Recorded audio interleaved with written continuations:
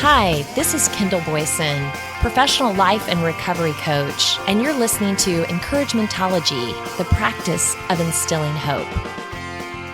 Hi there. Thanks for joining me. On this show, we are peeling back the layers to build more authentic connections amid this tech-driven world. Got a lot of friends, but still feel lonely? Receiving a lot of likes and loves, but still feeling unheard? Take a minute and count your authentic connections. You know the ones who have your back and you have theirs. You call them and they show up to celebrate or get you back on your feet. They are priceless, and they didn't happen by accident. In today's tech-heavy world, it's easy to feel like we're buried under layers of screens and gadgets, which can make real authentic connections seem out of reach. But here's the good news. Peeling back those layers isn't as hard as it sounds. Let's dive into how to cut through the digital noise and build genuine relationships that enrich our lives. Having a tight inner circle is critical and, yes, exclusive. I have friends who have been with me through thick and thin. They have loved me even through the unlovable stages of my life. And let me tell you, there were many. They are gold and unshakable. I hope I'm half the friend to them as they are to me. Woodrow Wilson said, "Friendship is the only cement that will ever hold the world together." If that's true, shouldn't we take it super seriously? That means effort, being strategic, and adopting a give-get approach. At Your Life, Your Voice, I found a breakdown of the different circles of friendship. Having healthy, solid relationships is an important part of living a happy and satisfied life. The relationships you have with others can range from those people who you are very close with to those in your life who are just acquaintances. Being aware of different circles or levels of friendship can offer some insight to boundaries you might want to set. After all, not just anyone is that best friend with whom you should share your most personal thoughts and feelings. If you're unsure of where your relationships stand, it may be helpful to take a look at the different levels of friendship that you might have throughout your life. After you hear the explanations of these 3 different levels of friendships, draw 3 circles representing each level, and then map out where the friendships in your life currently fall.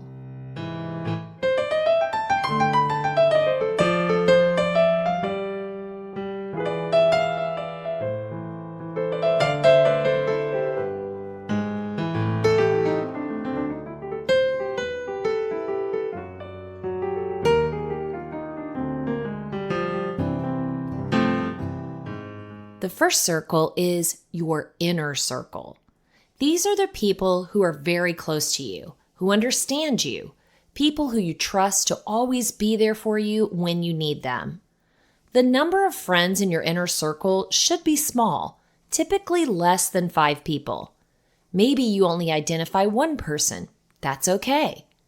If you allow too many people into your inner circle, it can result in feeling used, confused, and sometimes heartbroken. Fill your inner circle with the right people. These people will have a strong influence on you and will ultimately impact how you feel about yourself. The second circle is your middle circle. The middle circle contains your good friends, people that you enjoy hanging out with. You share stories, interests, experiences, joys, and frustrations with them. These are people you have lunch with, sit with at class, laugh, and have fun with. Your level of emotional investment with this group of friends is different than those in your inner circle. You may share your opinions, but you're probably careful about sharing your innermost thoughts and feelings with them. These friends are an important part of your life, but may move in and out of this circle depending on your common interests and activities and time spent together. The third circle is your outer circle. Your outer circle are people who you have a relationship with, but there's not necessarily a deep connection. These people you encounter on a fairly regular basis. You say hi when you see them. You share a laugh. You may talk about your day or about something new in your life. You wouldn't want to share your innermost feelings, troubles, or secrets with them, however. These could be people that you see at school, live in your community, or who you know through social media. This is a very fluid group of people who will likely move in and out of your life over time. Investing too much effort and emotion with someone in your outer circle can leave you feeling resentful, rejected, or embarrassed. Now, take a look at your list and ask yourself the following questions. What are 2 things that you should or would talk about only with your inner circle? And why? Have you regretted sharing thoughts and feelings with someone in the middle or outer circle? What problems did it cause? Has anyone who you're not especially close to ever shared too much personal information with you? How did it make you feel about that person? Does a person's age or gender impact where they're placed in your friendship circles? Is there a person in your outer circle that you would like to be closer to? What could you do to get to know them better? I'm pretty outgoing. Okay, I know, it's kind of an understatement. But I don't take it for granted because I know that's not always easy for others. We have the opportunity to meet people every day. Have you ever thought about it that way? If not, today, tomorrow, or this week, look at your interactions as potential friendships. Coworkers, people at the grocery, the delivery man, your church members, the other person walking their dog, the gym, hair salon, at a music event, and so on. Just observe where you might have widened your circle. Maybe you have more than one thing in common. Maybe they're having this same internal conversation as you are, but don't have the guts to say hello. Maybe you're past the hello and ready to move to the next step. Turning an acquaintance into a closer friend involves a mix of effort, genuine interest, and shared experiences. So here are some tips to help you build that connection. Show genuine interest. Take the time to get to know them beyond surface level conversations. Ask them about their interests, their passions, and experiences. Remember details from your conversations and bring them up later. We share a lot on social media, so many times you take a post at face value and you never dig past that one post to get to know the person better. Be available and approachable. Make an effort to be present and approachable. Invite them to casual gatherings or activities you enjoy. Sometimes spending more time together in informal settings can strengthen a bond. What do you have going on at your church or your work? Is there a community event or somewhere you could volunteer together? Share personal stories. Open up about your own experiences, thoughts, and feelings. Vulnerability often encourages others to share more, creating a deeper connection. You might have to make the first move, just meaning that you might have to share something personal. This may create the space for them to feel comfortable enough to do the same. Be a good listener. Listen actively and empathetically. Showing that you truly care about what they have to say can help build trust and rapport. Make sure you're not just listening for space to react or space to share your own story.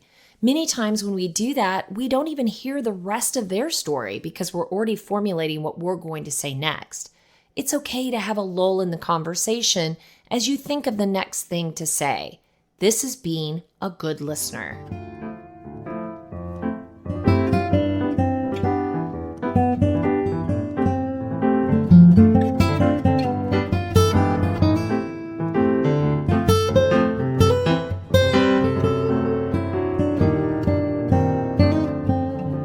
Find common interests.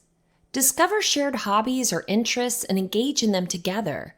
Shared experiences can be a great way to bond and create lasting memories. What if someone that you know loves the same hobbies or activities that you do? It is so much more fun to go for a walk with another person, or even have a crafting day or night. Maybe you both like to cook. Wouldn't it be fun to cook and prep together? Support and encourage. Be there for them during both good and challenging times. Offering support and encouragement builds a stronger, more trusting relationship. This is a great chance to exercise your give-get. But just remember, as you're running around doing things for other people, let other people support and encourage you as well. Communicate regularly. Keep in touch and maintain regular communication, whether it's through texts, calls, or social media. Staying connected helps keep the relationship growing. Check in. Start a group text. It's so much fun to share uplifting remarks, some encouragement, and even some funny reels. Be patient and authentic. Building a closer friendship takes time. Be authentic in your interactions and let the relationship develop naturally without rushing it. By following these steps, you will be well on your way to transforming an acquaintance into a meaningful and lasting friendship. But why go through all that work? What is your ROI or return on investment? Well, at Ted Ed's YouTube channel, I found some good information on how friendships affect your brain by Shannon Odell. Let's take a listen.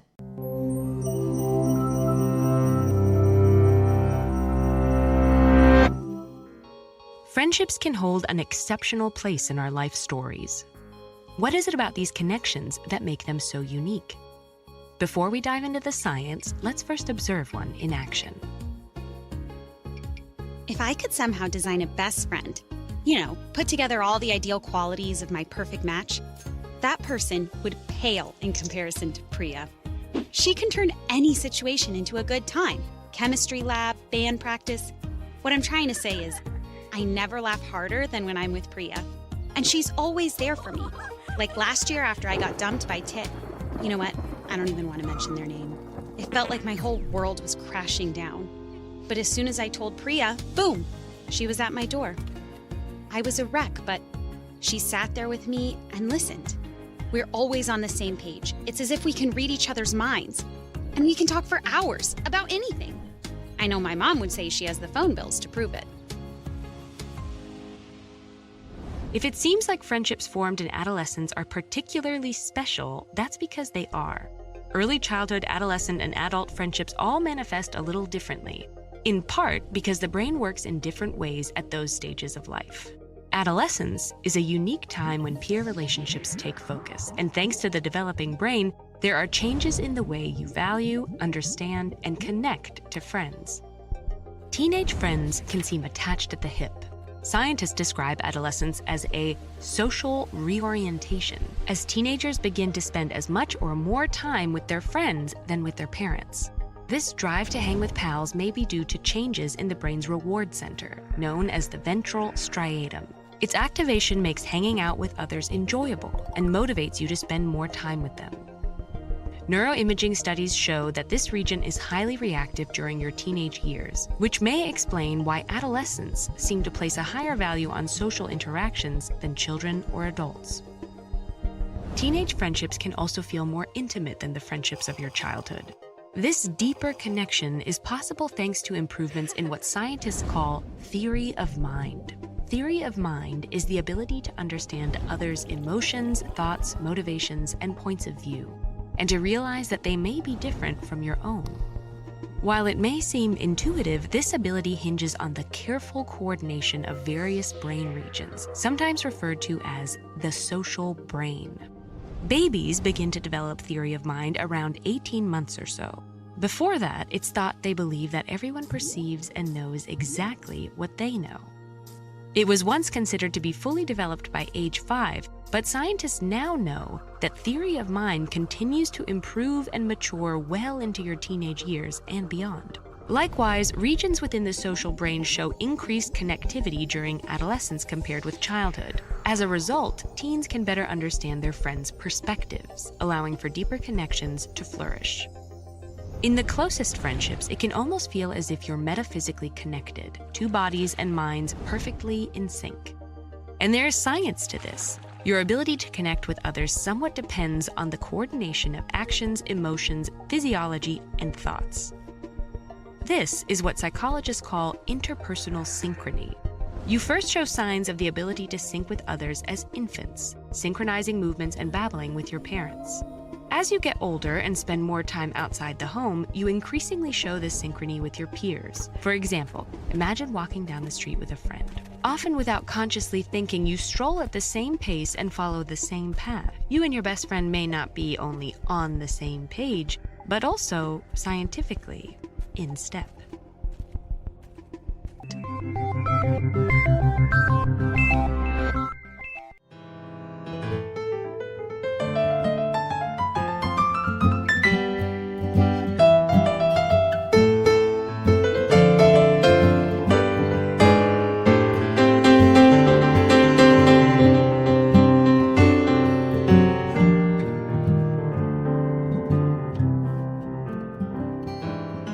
As we've just learned, making friends can vary significantly at different stages of life due to changing social environments, responsibilities, and personal growth. To sharpen the point, here are some statistics and insights about forming friendships through various stages. In your childhood or adolescence, let's talk about early childhood, ages 2 to 6. Studies show that children start forming friendships as early as age 2. They tend to form these bonds through shared play and social interactions. By age 6, about 80% of children have formed at least one close friend. Adolescence, which is ages 12 to 18, friendships become more complex during this period. According to the American Psychological Association, adolescents prioritize friendships highly, with about 70% of teens reporting that they spend time with friends more than family. What about your college years? Research indicates that about 80% of college students form close friendships during their college years. This period is marked by increased social interactions and shared experiences, which can foster strong, lasting bonds. Early adulthood, ages 20 to 30, a study published in Social Networks Journal found that social networks tend to be quite fluid in early adulthood, with many people experiencing a high rate of turnover in friendships as they navigate changes like moving to new cities and starting new jobs. What about in our midlife, ages 30 to 50? According to the Journal of Social and Personal Relationships, people in their 30s and 40s often have fewer friends than they did in their early years. This is partly due to increased work and family responsibilities. However, the friendships that do remain are often deeper and more meaningful. And then you have your 50 plus, the late adulthood. Research published in Gerontologist Journal indicates that while older adults may have fewer friends, the quality of these friendships tend to be very high.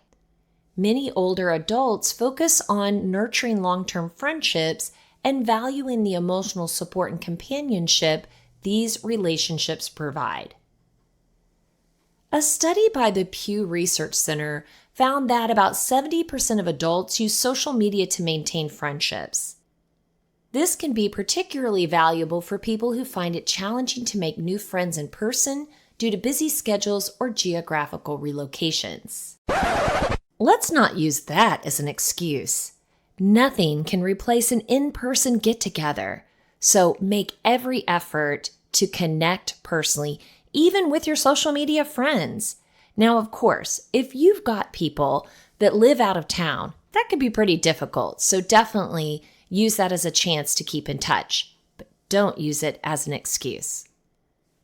Have you ever said, "I am such a horrible friend"? I know I have. Sometimes we feel that way when we don't feel like we're measuring up, or maybe when the give-get is becoming more one-sided with us getting and not giving. I'm a horrible gift giver, but I have friends who excel at it. They always remember little things that I've said throughout our time together, and for no reason will present me with the most thoughtful gifts. I stink at it. I love showing up and pitching in. I want to help in creative ways. That's my language. And did you know there are love languages for friendships? At Friendship with Intention, Amanda Diaz shares the 5 love languages for friendship. New York Times bestseller Dr. Gary Chapman wrote the award-winning book The 5 Love Languages to teach couples the different way to give and receive love from one another.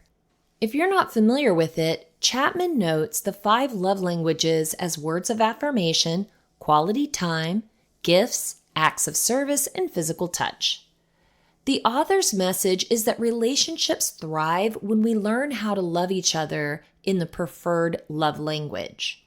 Of course, there are obvious differences in how these love languages apply to romantic relationships versus friendships. But the underlying sentiment is the same, and that is love is a verb, an action. It's knowing that the things we intentionally choose to do for our loved ones can express just how much we care about them. How great would it be for your friendships if you knew exactly what to do to make your friends feel loved by you and vice versa? So let's explore the different ways to do just that by breaking down the 5 love languages for friendship. Dr. Gary Chapman said, one way to express love emotionally is to use words that build up. So the first one is words of affirmation. What Chapman considered words of affirmation were things like compliments, words of appreciation, and words of encouragement. It's essentially acknowledging something about your friend or something that they've done and celebrating it. Here are some examples. Compliment a new hairstyle or outfit. Sending encouraging words when they are dream chasing. Remind them of whom God says they are, loved, chosen, special, strong, etc. Express appreciation for something they did for you and include details of how it helped you. Acknowledging their progress toward a goal. Here's a personal example. Amanda said, "My best friend and I are planning our next girls' trip.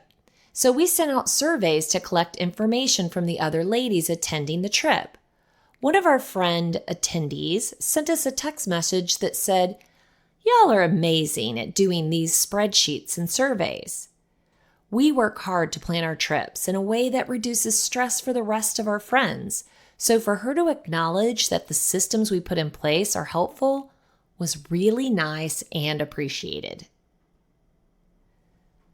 Dr. Gary Chapman said, giving someone your undivided attention.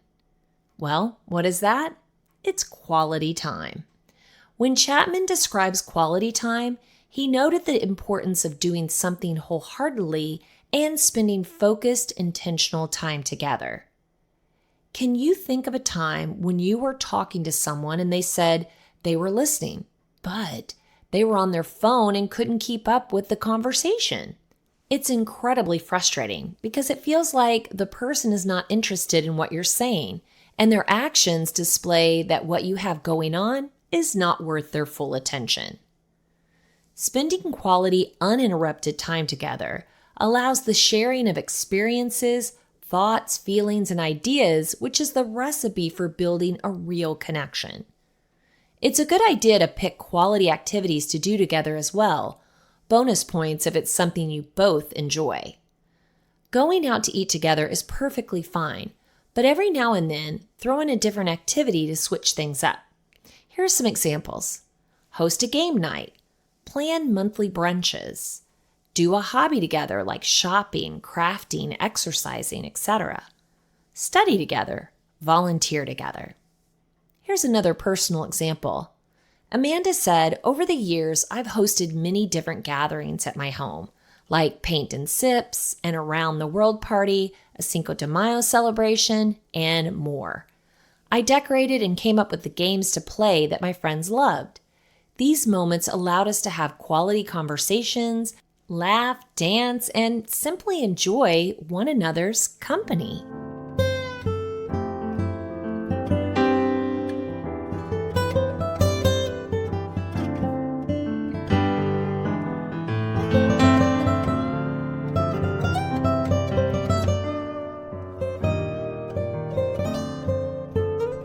Dr. Gary Chapman said, gifts are visual symbols of love. So this love language is receiving gifts. People whose number one love language is receiving gifts sometimes get a bad reputation for being viewed as materialistic, but that's typically not the case. Those who like to receive gifts like the item, but they love the thoughtfulness behind it. We live in a busy world, and we have busy minds. So for a friend to make space in their thoughts to remember the things that would bring another friend joy just feels special. Maybe you don't have the best memory, but you keep a list of your friend's favorite things to reference in the future. That still shows that you value paying attention to them and the things that they like. Per Chapman, gifts can be created, found, or purchased. Thank goodness, because I do love to crochet. Here are some examples. This requires thinking of what your friend enjoys and then finding a gift that correlates to that. Like, if your friend is into planting, you could get them a ceramic indoor plant pot. If your friend is into journaling, you could give them new highlighters. Is your friend into doing makeup? You could give them a makeup travel bag.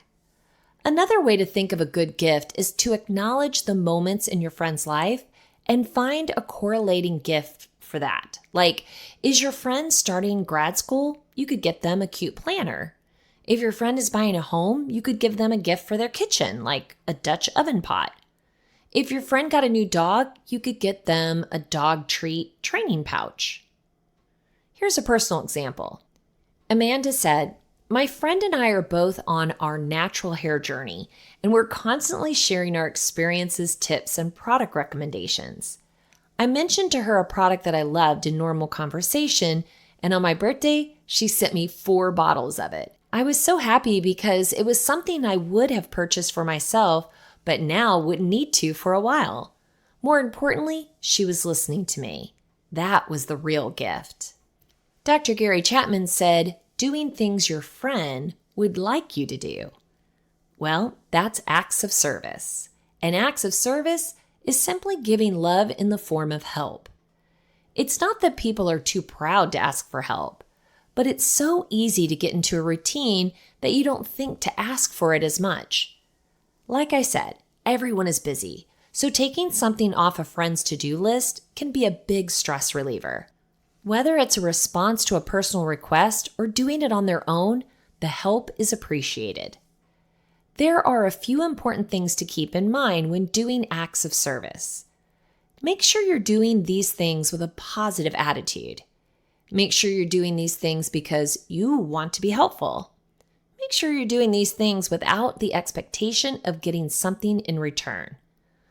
Love should always be freely given. Whatever you choose to do for your friend is based on what you know they would want you to do. Don't make up things that are good for you and pretend that it was good for them. Just like gifts, there is a thoughtfulness to acts of service because you're paying attention to their needs. So here are some examples. If they have a pet, offer to pet sit. Bring them lunch at work. Yes, friends can do this too, not just significant others. Help them study for an upcoming exam. Pick them up or drop them off at the airport. Offer to help them clean their garage, do yard work, or move. Here's another personal example. Amanda said, as I said, we're in the process of planning our girls' trip this year, and one thing that I don't enjoy doing is comparing accommodations. I know how beneficial it is to get the best deal, but it's tedious, and it all starts to look the same to me. My best friend gladly took on the task, and not only did she do the research, but she also created a super detailed spreadsheet with all the key information. This was a huge help to me, and I was beyond grateful for it. Are you keeping up with which love language is perfect for your friendship? Maybe you have more than one. That's perfectly fine. Dr. Gary Chapman said physical touch is a way of communicating emotional love. So the last love language is physical touch. For some people, when being touched, with consent of course, it feels like a connection to their soul. Like there is a transfer of energy that communicates exactly how they feel without saying one word. The embrace of physical touch can make someone feel safe, calm, and cherished. Physical touch is probably the one love language that is the trickiest when it comes to friendship, because people have different comfort levels when it comes to being touched. I believe there is more of an emphasis on a close physical presence that is just as meaningful as actual physical touch. So here are some physical touch examples. Hugging, doing each other's hair, walking arm in arm, holding hands, watching TV on a couch together, putting a hand on someone's shoulder. Here's a personal experience. Amanda said, "If I'm being honest, physical touch is not my go-to love language, but I do appreciate some aspects of it. At my graduation from undergrad, I saw a friend who endured the day-to-day college journey with me. We locked eyes and immediately ran to embrace one another. We cried. It was like I could feel the heaviness of our challenges melt away, and the relief that we both felt in that one hug. I felt really close to her at that moment. So remember, love your friend in their love language. Unfortunately, the opposite happens more often than not. We tend to do things that we want to do for our friends and assume that they will be happy regardless. While it's true, your friend will be appreciative of any thoughtful gesture from you, why not try to do it in their love language? I'm not saying to give love outside of your capacity, or even to the extent that you might for your spouse. But if your spouse can get a new Apple Watch, can your bestie at least get her favorite scented candle? What ends up happening when you give love in your preferred method instead of theirs is that it may not be received with the depth of emotion that you intended to send it with. Here's a non-personal example, just to make sure you got it. Layla communicates to her best friend Brooke that she would like to go wine tasting for her birthday. Brooke instead sends Layla a gift certificate to go wine tasting alone. What Layla was really looking for was quality time, but she instead received a gift. Now Layla feels disappointed and Brooke feels unappreciative. This situation could have been totally avoided had there been a better understanding of one another's love language. It's just another way to practice being an intentional friend. But don't beat yourself up and don't let yourself get overwhelmed. That's counterproductive. Set realistic expectations and stop overcommitting. You can only do what you can do, but you can always do better. So here are 5 actionable steps that you can do today to become a better friend and have a more authentic connection. Number 1, reach out thoughtfully. Take a moment to check in with a friend. A simple message, a call, or even a handwritten note to express that you're thinking of them can make a big difference. Ask how they're doing and show genuine interest in their life. Number 2, offer support. Be proactive in offering help or support. Whether it's lending a listening ear, helping with a task, or providing encouragement, showing that you're there for your friends in times of needs strengthens your bond. And let me give a little disclaimer there. If you know someone in need and you say, "Hey, let me know if you need anything," how many times do they pick up on that and actually ask? Instead, offer to help in some particular way. hey, can I bring you guys dinner tonight? Or, hey, I'm going to the store. Could I pick you up something? What about some milk? Number 3, show appreciation. Let your friends know how much you value them. Compliment them. Express gratitude for their presence in your life, or acknowledge their positive impact on you. Small acts of appreciation can go a long way. Number 4, be present. Focus on being fully present when you spend time together. Put away distractions like your phone and engage in meaningful conversations. Quality time spent together deepens the connection. And number 5, practice empathy. Try to understand things from your friend's perspective. Listen actively and offer empathy and understanding, especially when they're going through challenging times. Validating their feelings and experiences builds trust and strengthens the friendship.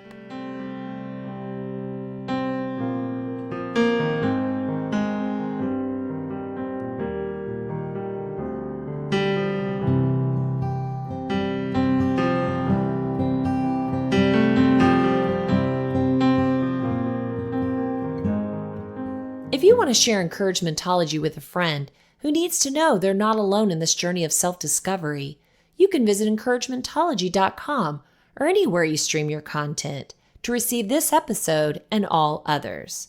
Follow us on Facebook and Instagram for additional encouragement throughout the week. So I challenge you.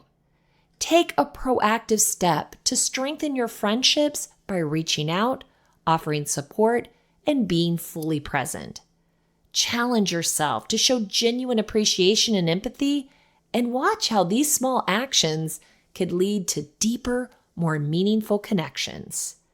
I know you can do it. Thank you for listening to Encouragementology with Kendall Boyson, where we find positive ways to handle some of life's challenges. I stumbled through until the path was clear. That's when I found you and how